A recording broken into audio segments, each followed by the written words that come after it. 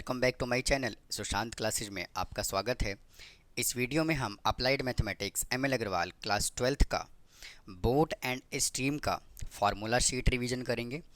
और वैसे मैंने इसका detail introduction part with formula derivation मैंने अलग से समझाया हुआ है। अगर आपने अभी तक नहीं देखा है तो आप इसका डेरिवेशन देख सकते हैं। तो आइए इसका क्विक रिवीजन करते हैं। देखिए, अगर मैं डाउन स्ट्रीम की बात करूं तो डाउन स्ट्रीम का मतलब होता है अगर बोट भी सेम डायरेक्शन में जा रहा है और स्ट्रीम भी अगर सेम डायरेक्शन में, तो उस सिचुएशन में डाउन स्ट्रीम की जो स्पीड होगी वो x+y किलोमीटर पर आर होगी।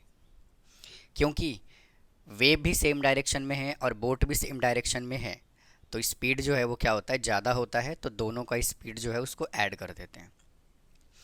अप स्ट्रीम का मतलब क्या होता है कि जब स्ट्रीम का डायरेक्शन और बोट का डायरेक्शन अपोजिट साइड हो, तो उस सिचुएशन में हम अप स्ट्रीम यूज करते हैं। यानी कि इसमें बोट का स्पीड हमने x लिया हुआ है और वेव का स्पीड यानी कि स्ट्रीम का स्पीड को हमने y लिया हुआ है, और ये एक दूसरे के अपोजिट जा रहे हैं। तो इसमें v निकालने का फॉर्मूला यानी कि अप स्ट्रीम को हमने v से रिप्रेजेंट किया हुआ है, तो क्या करेंगे, माइनस कर देंगे x minus Y kilometre per are. Next formula है, अगर आपको स्पीड ऑफ बोट निकालना है, मैन की स्पीड निकालनी है, स्विमर की स्पीड निकालनी है, तो क्या करेंगे, आप स्ट्रीम और डाउन स्ट्रीम के स्पीड को ऐड करके 2 से डिवाइड कर देंगे, मतलब कि u plus b divide by 2। और अगर आपको स्ट्रीम की स्पीड निकालना है तो u माइनस वी अपॉन 2 कर देंगे। उसके बाद नेक्स्ट फार्मूला है, if a boat covers a distance d kilometre in down stream. अगर कोई बोट है और डाउन स्ट्रीम में d किलोमीटर का डिस्टेंस कवर करता है, कितने टाइम में, t1 आवर्स में, and cover the same distance d, same distance है और अब वो कवर कितने देर में करता है, t2 आवर्स में करता है।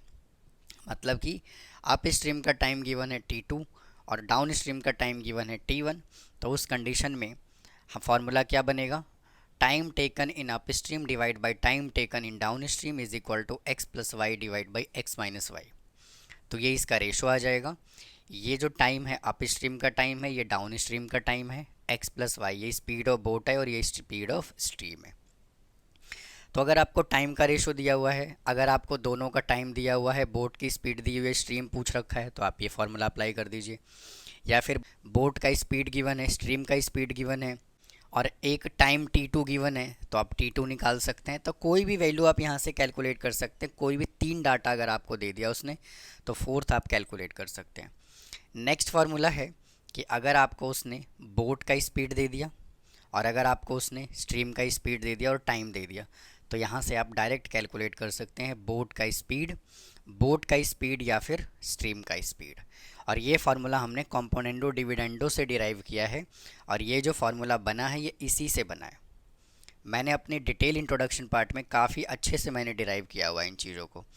तो बिल्कुल बेसिक से अगर कॉन्सेप्ट देखना है आपको, तो आप उस वीडियो पे जा कर के देख सकते हैं।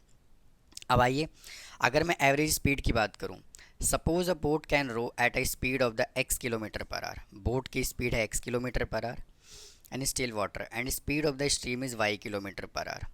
स्ट्रीम की जो स्पीड है वो y किलोमीटर पर आर है। The boat goes d kilometre, boat अगर d किलोमीटर का डिस्टेंस ट्रेवल करता है डाउन स्ट्रीम में, टाइम है t1, and cover the same distance d kilometre upstream in t2 hours. तो एवरेज फार्मूला क्या बनेगा, x square minus y square upon x. यानी कि आप अप स्ट्रीम का स्पीड गिवन है, डाउन स्ट्रीम का स्पीड गिवन है, दोनों का टाइम गिवन है। तो अगर आपको एवरेज स्पीड बोला हुआ है तो फार्मूला आप ये अप्लाई करेंगे। ये दोनों फार्मूला काफ़ी इंपॉर्टेंट है।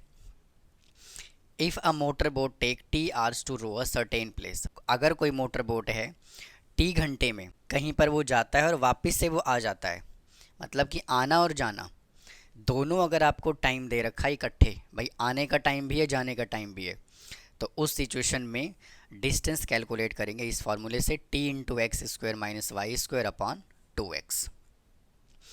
इसमें आना जाना दोनों का टाइम दे रखा होगा इकट्ठे, और इस फार्मूले में क्या डिफरेंस है, आपको आने जाने के टाइम का डिफरेंस दे रखा होगा। मतलब ये है कि भाई जाने में अगर 2 घंटे लगे तो आने में 3 घंटे लगे, यानी कि आने और जाने में ज़्यादा या कम टाइम हो सकता है। क्या बोला हुआ है, if a boat take T hours more in going upstream, देखिए यूज़ किया हुआ है उसने more in going, upstream में जाने में उसको ज़्यादा टाइम लगा, then downstream for covering the same distance, और डिस्टेंस सेम है, मतलब कि डाउन स्ट्रीम और अप स्ट्रीम का डिस्टेंस सेम है, लेकिन आने और जाने में टाइम का डिफरेंस दिया हुआ, मतलब एक साइड जाने में ज़्यादा टाइम लगा, एक साइड आने में कम टाइम लगा, इस तरह से।